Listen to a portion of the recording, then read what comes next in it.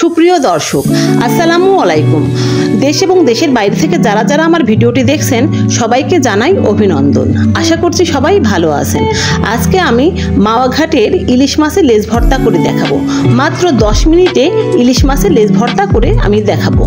এখানে আমি 2 টুকরা ইলিশ মাছের লেজ নিয়েছি, দিয়ে দিলাম সামান্য পরিমাণ লবণ, হলুদ এবং মরিচের গুঁড়া।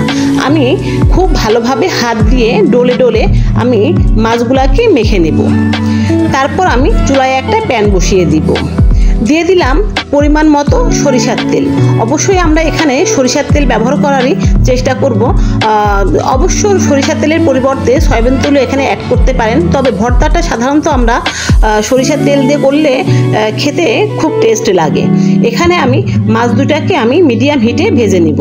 মাছ দুটো আমার মোটামুটি ভাজা হয়ে গেছে। এখন আমি মাছ দুটাকে সাইডে একটু সরিয়ে রেখে এখানে আমি কয়েক টুকরা কাঁচামরিচ এবং শুকনা মরিচ ভেজে নিব। যখনই একটু হালকা ভাজা হয়ে যাবে এক্ষেত্রে আমি 2 থেকে 3টা পেঁয়াজ কুচি দিয়ে দেব। দিয়ে একটু নেড়েচেড়ে যখনই একটু বাদামি কালার হয়ে আসবে আমি আস্তে আস্তে প্রথমে মাছগুলাকে নামিয়ে নিব, তারপরে আমি মশলাগুলাকে আমি নামিয়ে নিব। এখন আমি মাছ দুইটাকে খুব ভালোভাবে কাঁটাগুলো ছাড়িয়ে নিব।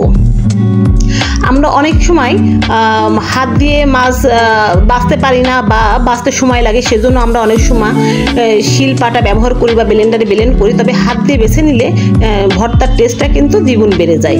আমি এখন এক এক করে মরিচ, পেঁয়াজ, তারপরে ধনিয়া পাতা কুচি আমি হাত দিয়ে ভালোভাবে মেখে মাছ আমি যে তেল দিয়ে ভেজেছিলাম আমি সেই তেল দিয়ে আমি খুব ভালোভাবে মাছটাকে মেখে নেব।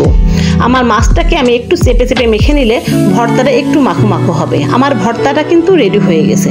অবশ্যই আপনারা ট্রাই করবেন আমার মতো করে। আশা করছি সবার ভালো লাগবে।